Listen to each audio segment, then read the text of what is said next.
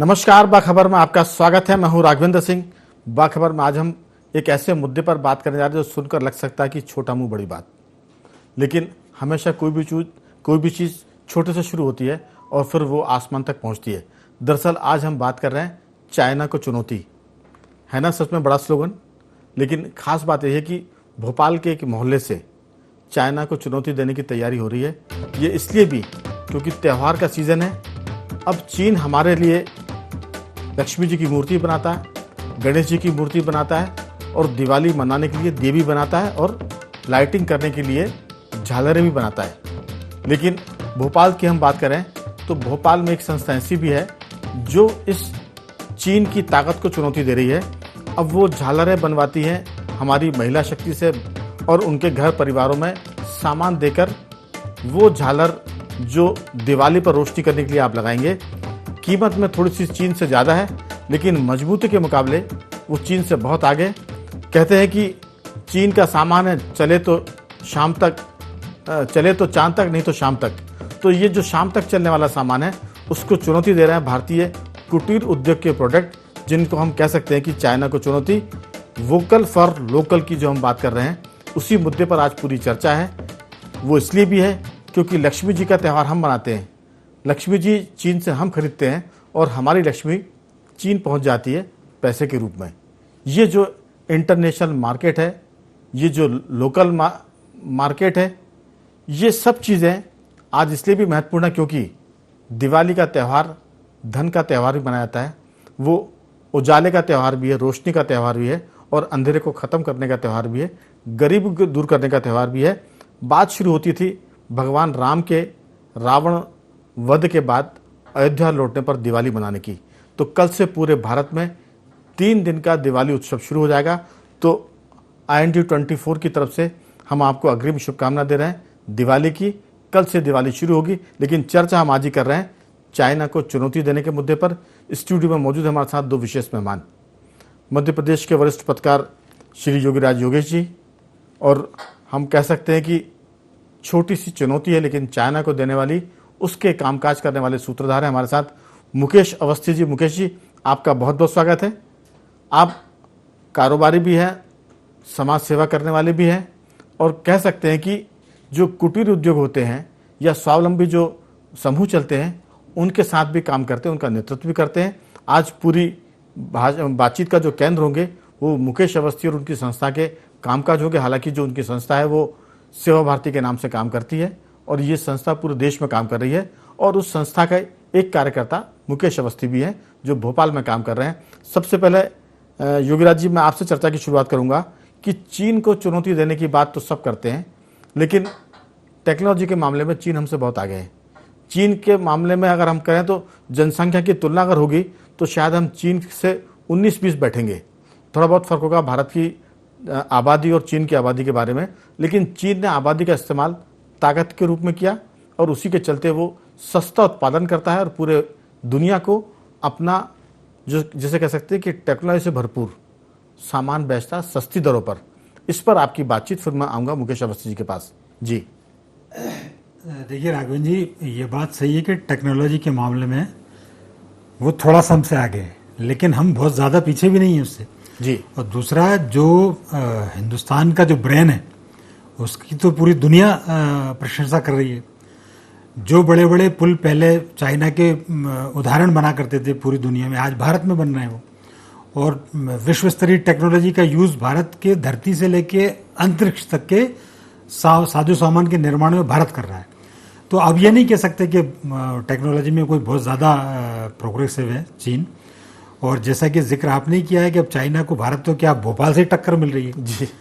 तो ब्रेन का इस बात से अंदाज लगा लीजिए। तो भारत में तो हर शहर गांव में ब्रेन मौजूद है और तरह तरह के नए नए प्रयोग लोग करते रहते हैं। ये बात ज़रूर थी कि वो प्रयोग अभी तक सामने नहीं आ पाते थे, लेकिन अब ये चूंकि टेक्निक का ज़माना है, टेक्नोलॉजी का ज़माना है, तो अब वो प्रयोग भी सामने आने लग गए। और सबसे महत्वपूर्ण बात यह है कि अभी पिछले 2-4 8-10 सालों से जो चाइना का जो माल भारत में आया और चाइना के माल की जो गुणवत्ता देखी जब, कि ये तो बिल्कुल जैसा आप कह रहे थे चले तो चांद तक और नहीं तो शाम तक, तो जब लोगों को समझ में आया कि ये इतने घटिया माल बना रहे हैं और हमें बेच रहे हैं और हम उसको खरीद रहे हैं, और इतना बड़ा देश की इकोनॉमी को हम नुकसान पहुंचा रहा है। ये लोगों को बहुत अभी पिछले 7-8 सालों में समझ में आया और लोग बहुत तेजी से इस दिशा में बढ़े जी। और पिछले साल का मुझे एक आंकड़ा याद है, 2021 में 50,000 करोड़ से ज़्यादा की चपत चाइना को लगी थी। भारत ने उसके माल लेना कम कर दिया था और भारत में 3 लाख करोड़ की मतलब परचेसिंग लोग कर जाते हैं दीपावली पे। तो इतने क्षमता जब भारत के पास है तो क्यों लोग चाइना के पास जाएं। और उस स्थिति में जबकि कई चीज़ों का निर्माण यहाँ भारत के स्वयं सहायता समूह, व्यक्तिगत लोग कर रहे हैं, तो लोगों की मेंटलिटी में भी अंतर आया है और गुणवत्ता तो भारत की सदैव से सही रही है। और मुझे तो ऐसा लगता है कि अब चाइना को पूरी दुनिया में चुनौती मिल रही है और वो चुनौती भारत के गांव-गांव, घर-घर से मिल रही है। बिल्कुल सीधी सी बात है, लेकिन मैं इसमें एक चीज़ जोड़ूंगा कि जहाँ तक तकनीक की बात है, मंगलयान के मामले में हमने दुनिया को बता दिया कि तकनीक में हम पीछे नहीं हैं। बहुत सस्ते काम में, बहुत कम पैसे में हमने मंगलयान भेजा था यहाँ से और वो सफलतापूर्वक उसने काम किया था। दुनिया उसमें चौंक गई थी कि भारत भी ये तकनीक रखता है। DRDO आए दिन ये बताता रहता है कि अगर हथियार के मामले की हम बात करें तो DRDO हर दिन, हर महीने कुछ ना कुछ नया करता है। लेकिन अभी हम फोकस कर रहे हैं सिर्फ इस बात पर कि दिवाली पर चीन की छाया से कैसे निकले। एक छोटी सी कोशिश भोपाल से हुई है। हमारे साथ अब वरिष्ठ पत्रकार देवदत्त दुबे जी भी जुड़ गए हैं स्काइप पर। देवदत्त जी, आपका बहुत बहुत स्वागत है। मैं आपके पास आ रहा हूं, लेकिन उसके पहले हमारे साथ हैं मुकेश अवस्थी जी। मुकेश जी, ये जो ख्याल आपके दिमाग में आया कि हम किस तरह से चीन की जो झालर बिकती है, जो रोशनी करने वाली झालर होती है, वो अधिकतम बिकती है 150 रुपये की एक, जो करीब मुझे लगता है कि 30-35 फीट लंबी होती होगी। लेकिन आपने जो बताया था कि आपके यहाँ जो झालर बिक रही है वो 40 फीट करीब है और उसकी कीमत आपने 200 रुपये रखी है और वो कॉपर के वायर की है। चीन की तुलना में वो ज़्यादा चलेगा और अगर वो गड़बड़ होती तो आप उसको ठीक करके अगले साल दोबारा इस्तेमाल कर सकते हैं। और अगर चीन की कोई झालर बंद होती है, कोई बल्ब फ्यूज होता है, तो फिर पूरी डोरी आपको फेंकनी पड़ती है। आपने कैसे इसको किया, कितना लाभ आपको मिल रहा है, बाजार से क्या रिस्पांस मिल रहा है, हमारे दर्शकों से आपका अनुभव साझा करें। ये लाइट चलाने के हमने सीरीज करीब 2 साल पहले हमने सोचा था कि इसको हम मार्केट में लेके आएँ और छोटा सा लक्ष्य रखा था हमने सिर्फ 1000 पीस का।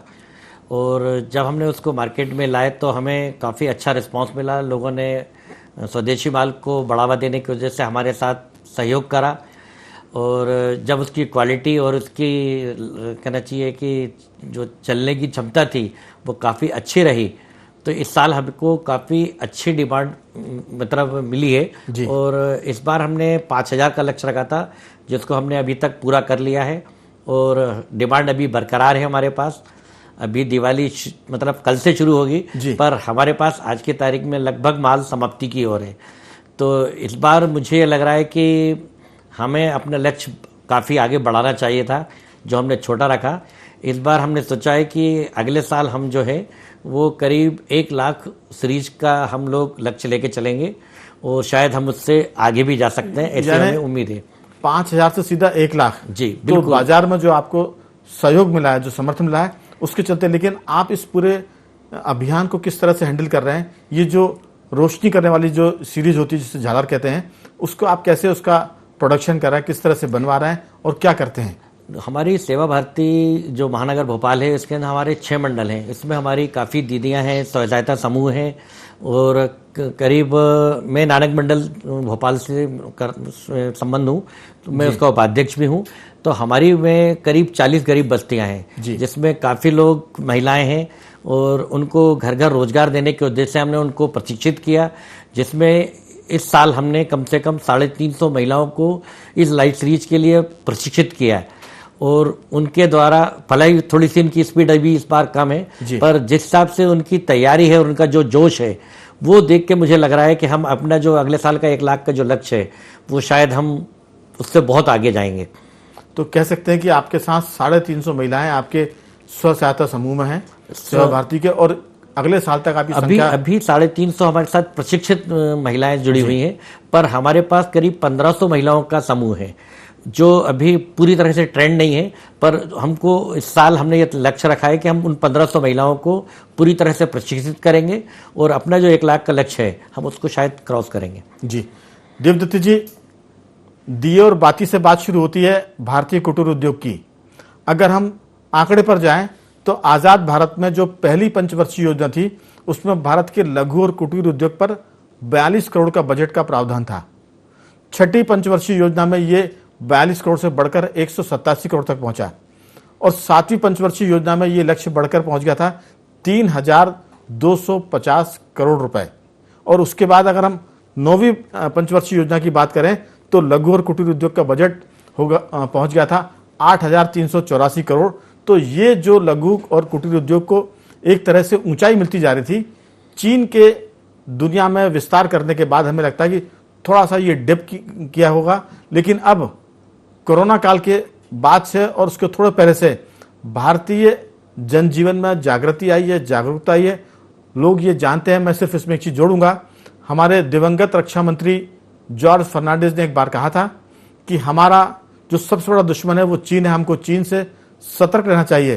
तो सीमा पर जिस तरह से वो हरकत करता है, गलवान घाटी की बात करें, चाहे पूर्वोत्तर की बात करें और व्यापार की बात भी करें, तो उसके फायदे भी हैं, लेकिन नुकसान ये है कि हमारी पूरी लक्ष्मी वो चीन बटोर के ले जाता है, चाहे वो उद्योग धंधे के जरिए हो या मोबाइल के जरिए हो, या क्योंकि बहुत सारी मोबाइल चीनी कंपनियां भारत में इतना बड़ा व्यापार करती हैं जो हमें लगता है कि किसी एक राज्य के बजट से ज़्यादा का होगा। लेकिन भोपाल में सेवा भारती काम कर रही है और ये सेवा भारती पूरे देश में काम कर रही है। ऐसी कई संस्थाएं हैं जो लोकल फॉर वोकल की हम बात करें, वोकल फॉर लोकल की बात करें, उसके लिए काम कर रही है। इसमें तकनीक नहीं है, इसमें अभी जज्बा है और मेहनत है। आपको लगता है कि ये झालर से शुरू हुआ अभियान चीन को चुनौती बन सकता है? आपकी राय? बिल्कुल, भारत में बौद्धिक और श्रमिक दोनों की क्षमताओं की कोई कमी नहीं है। दुनिया की जितनी कंपनियां हैं अपने यहाँ के बच्चों से काम ले रही हैं। और आप देखिए कि हम एक तरह से सर्प को दूध पिला के जहर बढ़वा रहे हैं। चीन का हम सामान खरीद रहे हैं, अपना पैसा दे रहे हैं और वही पैसे का उपयोग वो हमारे खिलाफ करता है। और इधर हमारे लोग बेरोजगार हैं। तो सेवा भारती का तो ये अभिनव प्रयोग है।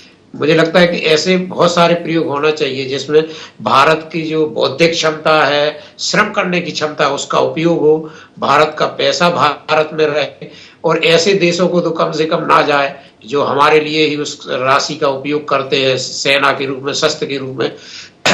क्योंकि भारत दुनिया का सबसे बड़ा बाजार भी है।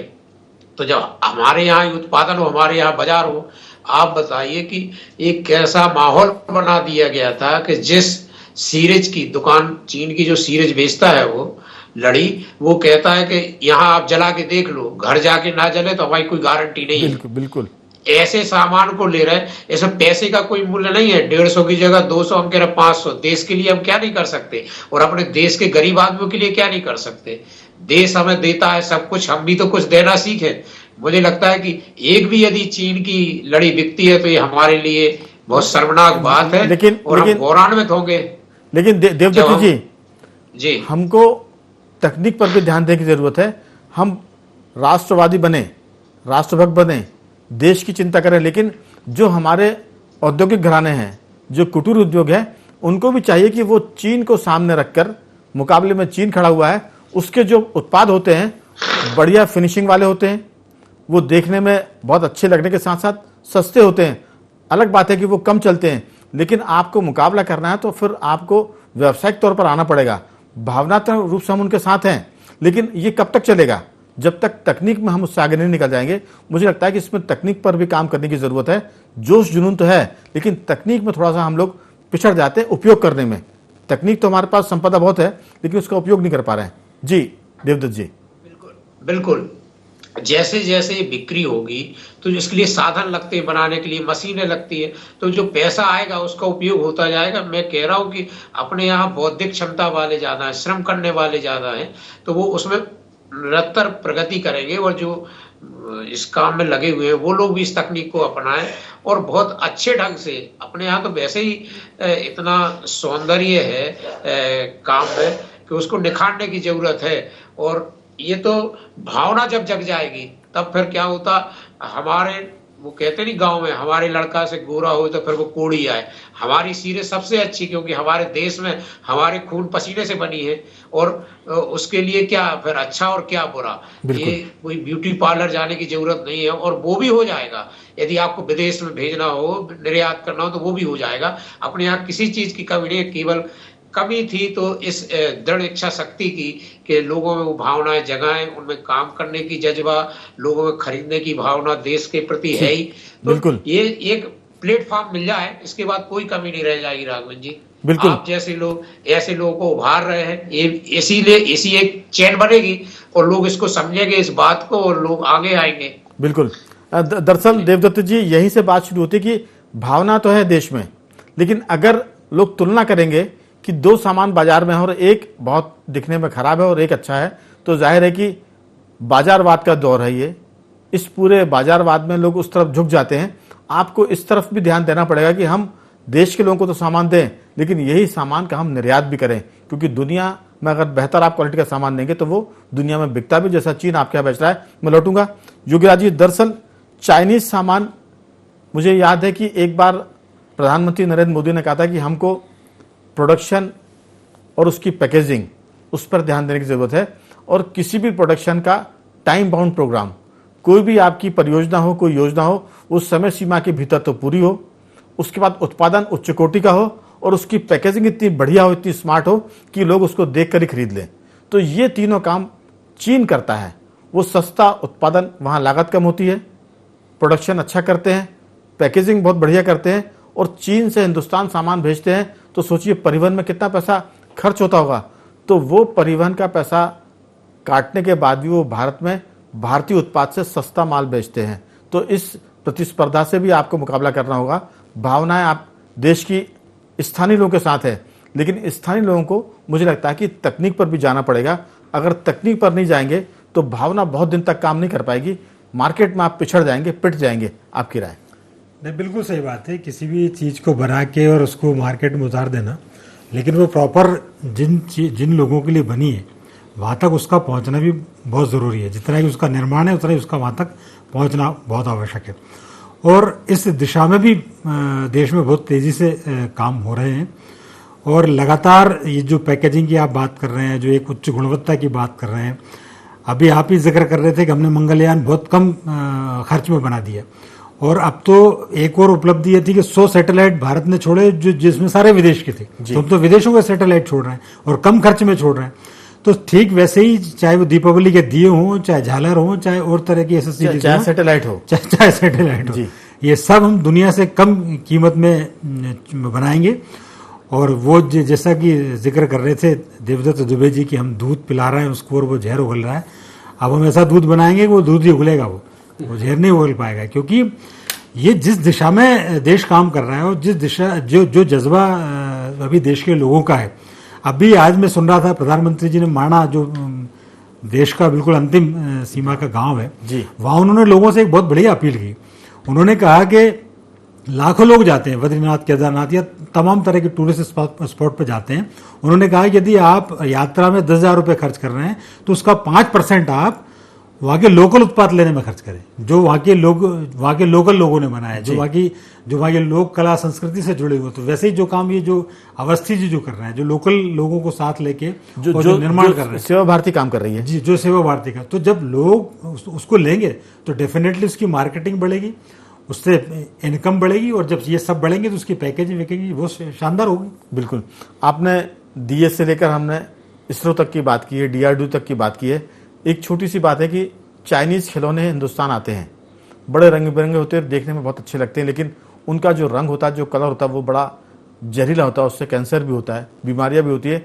चाइना के प्रोडक्ट तो ठीक है, चाइना के जो फूड्स हैं वो भी एक तरह की जहर फैलाते हैं। जो उनका चाइनीज़ फूड है, आप उसमें देखिए, जो उसमें अजीनोमोटो नाम का कोई एक पदार्थ मिलता है, उससे कहते हैं कि उसके ज़्यादा खाने से कैंसर जैसी बीमारी होती है, वो आँखों को, लीवर को, किडनी को नुकसान पहुँचाता है। तो चाइना के हम उत्पाद की बात करें, चाइना के भोजन की बात करें, हमको उससे परहेज रखकर बहुत संतुलित इस्तेमाल करने की ज़रूरत है, चाहे खाने की चीज़ हो, चाहे इस्तेमाल करने की चीज़ हो। मुकेश जी, असल में अभी आप इस साल बना रहे हैं बिजली की झालर, जिसको हम लड़ी कहते हैं या सीरीज कहते हैं। अगले साल कोई आपकी ऐसी योजना है आपकी संस्था की कि वो मिट्टी के दिए जो कुम्हार बनाते हैं उनको इस तरह की मशीनें प्रोवाइड कराएं आप, ताकि वो दिए उनके बहुत चाइना के मुकाबले साफ सुथरे हो, देखने में अच्छे लगे। क्योंकि हाथ के बने जो दिए होते हैं उसमें एक सौंधापन तो होता है, लेकिन वो सफाई नहीं होती जो चाइना के प्रोडक्शन उसमें उत्पाद में आती है।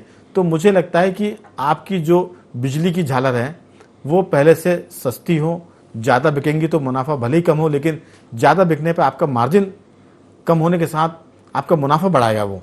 और दूसरी चीज़ पर भी ध्यान देने की ज़रूरत है कि दिए भी हो, बाती भी हो और झालर भी हो, साथ में गणेश जी लक्ष्मी जी की मूर्ति भी यहाँ के लोग बनाए, ताकि लक्ष्मी का त्यौहार तो हम बनाते हैं, मैंने बार बार कहा कि लक्ष्मी पूरी चीन ले जाता है हमारी, तो असली दिवाली तो चीन मनाता है। नहीं, इस बार हमने एक छोटी सी कोशिश करी है। हम लोगों ने इस बार गोबर के दिए बनाए हैं और लक्ष्मी गणेश की मूर्तियां भी बनाई हैं। अभी वो संख्या में थोड़ी काफ़ी कम है, परंतु उसका हमें अच्छा रिस्पांस मिला है। तो हमने जो गोबर के दिए बनाए हैं वो तेल को कम सोखते हैं और काफ़ी देर तक जलते हैं और मजबूती भी है। उनके अंदर हमने अपनी दीदियों द्वारा उसमें कलाकारी भी कराई है, थोड़ी सी रंग रोगन कराया है, और वो चाइना के जो दिए आ रहे हैं उनसे काफ़ी सस्ते हैं और मजबूत हैं। तो इस बार उनका प्रोडक्शन थोड़ा सा अभी हमारा कम है, पर अगले साल हमारी योजना ये है कि हम उसको अच्छे क्वांटिटी पे लेके जाएंगे। बिल्कुल। देवदत्ती जी, लोग कहते हैं, हमेशा सोशल मीडिया पे एक बात चलती है कि आप बाजार में दिए जो खरीदने जाते हैं, सब्जी लेने जाते हैं, तो वो जो दिए बेचता है फुटपाथ पर सामान रखकर, वो कोई बहुत लखपति बनने के लिए नहीं बेचता वो दिए, वो उसके घर की रोजी रोटी चल जाए इसके लिए दिए बेच रहा है, इसके लिए वो कील बताशे बेचता है। तो मुझे लगता है कि हम भी उन लोगों से बाजार से सामान लें, शोरूम को छोड़कर, क्योंकि शोरूम वालों का तो अगर आप सामान नहीं लेंगे तो ऐसा नहीं कि शोरूम बंद हो जाएगा, लेकिन फुटपाथ पर बैठे आदमी से अगर आप दिए कम खरीदेंगे, मोल भाव ज़्यादा करेंगे, तो उसके बच्चे हो सकता है कि उस रात खाना बगैर खाए भी सो जाएं। तो हमें लगता है कि जो आदमी पेट पालने के लिए फुटपाथ पर दिए बेच रहा है, लक्ष्मी जी की मूर्ति बेच रहा है, झालर बेच रहा है, उनसे सामान खरीदा जाए। आपकी अंतिम टिप्पणी।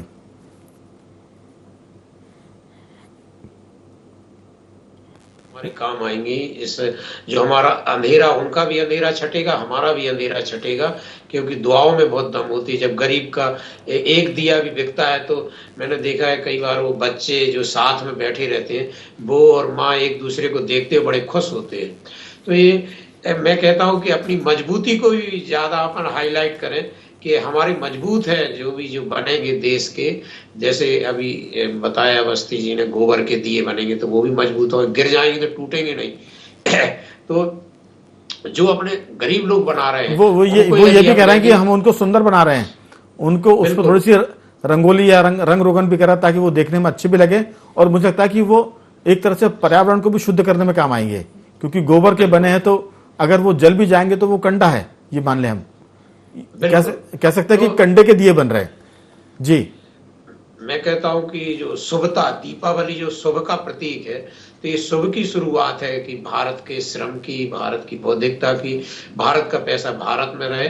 और जब हमारे यहाँ गणेश जी भी बनते हैं तो गोबर के गणेश बना देते तुरंत। तो ये जो है गोबर हमारे लिए शुभता का प्रतीक है। देवदत्त जी, गोवर्धन जी की पूजा होती है बिल्कुल दिवाली के अगले दिन, गोवर्धन हम पूछते हैं और उसमें गोबर के ही वो सब बनाया जाता है। जी, तो मुझे लगता है कि ऐसा करके हम चारों तरफ से शुभता लाएंगे अपने जीवन में, अपने घर में, और उससे जो प्रकाश भी होगा वो सबका अंधकार मिटाएगा, उस गरीब का भी और हमारा भी। बिल्कुल। तो कह सकते हैं कुल मिलाकर वोकल फॉर लोकल की बात तो हो रही है, लेकिन हम फिर अपनी जड़ों की तरफ लौट रहे हैं। कल के दिन अगर गोबर का इस्तेमाल दिए के रूप में होगा तो फिर गाय को भी लोग बचा कर रखेंगे, क्योंकि गौमूत्र तो अपनी जगह है। गाय के गोबर के दिए बनेंगे, गाय के गोबर की खाद की बात हो रही, ताकि हम रासायनिक खाद से बचें। तो कुल मिलाकर एक मैं आखिरी लाइन इसमें बोलूंगा कि महात्मा गांधी ने कहा था कि अगर देश की अर्थव्यवस्था को बचाना है तो हमें ग्राम आधारित अर्थव्यवस्था की तरफ जाना होगा। तो मुझे लगता है कि अब वो ग्राम आधारित अर्थव्यवस्था का भी दौर आने वाला है, और जो हमारे गाँव के और कस्बे के बच्चे हैं वो तकनीक में बड़े आगे जाएंगे। तो कल के दिन जो मुकेश अवस्थी जी उनकी संस्था काम कर रही है सेवा भारती, शायद उसके लिए तकनीक भी मिले, कीमत भी कम हो, और वो बाजार में एक तरह से कब्जा भी कर ले। यही हमारी शुभकामनाएं। एक बार सबको दिवाली की बहुत शुभकामनाएं। कल से दिवाली का उत्सव शुरू हो रहा है। देवदत्त जी, आपका बहुत धन्यवाद, आप चर्चा में जुड़े। योगीराज जी, आपका भी, और मुकेश अवस्थी जी, आपका भी बहुत बहुत साधुवाद। तो कुल मिलाकर चाइना को चुनौती बात बड़ी है, लेकिन इसमें दम भी है। हो सकता है कि कुछ सालों में भारतीय बाजार चाइना को चुनौती देता नजर आए। बखबर में आज सिर्फ इतना ही। कल किसी और मुद्दे पर, बल्कि हम कहें कि अगले सोमवार आपसे मुलाकात करेंगे। शनिवार इतवार बखबर अवकाश का दिन रहता है। हमारे श्रोता दर्शक जरूर इसको नोट कर लें कि बखबर अब पिछले कुछ हफ्तों से रात में 8:30 के बजाय 9:30 बजे है। तो समय नोट कर लें, रात को सोमवार से शुक्रवार तक रोज 9:30 बजे बखबर में हम सब साथ रहेंगे। आज सिर्फ इतना ही। देखते रहिए IND24।